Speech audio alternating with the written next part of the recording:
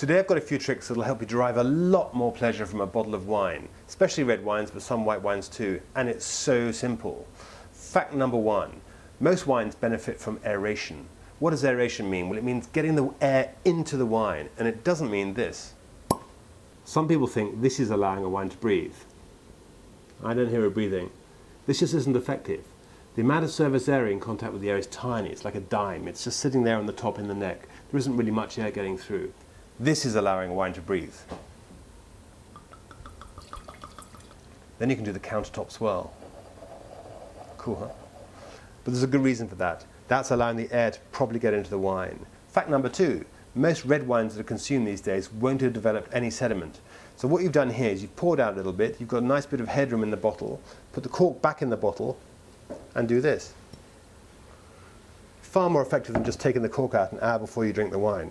Better still is properly decanting it. Now you don't need the paraphernalia to decant a wine, especially with a young wine that hasn't flowed a sediment. You just need a water jug and pour it in. Get lots of air around it, break up those tannins. It'll make the wine so much nicer. Now you just realize you need a water jug for the water. No problem. Find a kitchen funnel, make sure it's clean, and pour the wine back into the bottle. This is known as double decanting.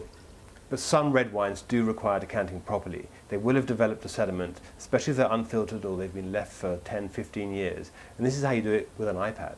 So the first thing when decanting an older wine is you have to make sure the wine has stood upright for at least a few hours, ideally 24 or even 48 hours, because the sediment that would have been mixed up in the wine gets a chance to settle to the bottom of the bottle and makes life a lot easier when decanting.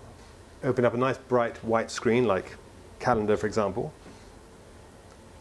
Place it between the bottle and the decanter and start decanting. And what you're doing is actually looking through the bottle of wine, through the neck of the bottle of wine as you decant. And as you get towards the end of the bottle, you can see in the neck of the bottle, because you have the light shining through from the iPad, when the sediment starts to come in, gather in the shoulder. And that's when you want to stop pouring, because that's when the sediment will start to get into the decanter. And usually you end up with a centimetre or so of wine left in the bottle. I mean, that's a bit unfortunate, but that's the only way to make sure the sediment is in the bottle and not in the decanter. Et voilà.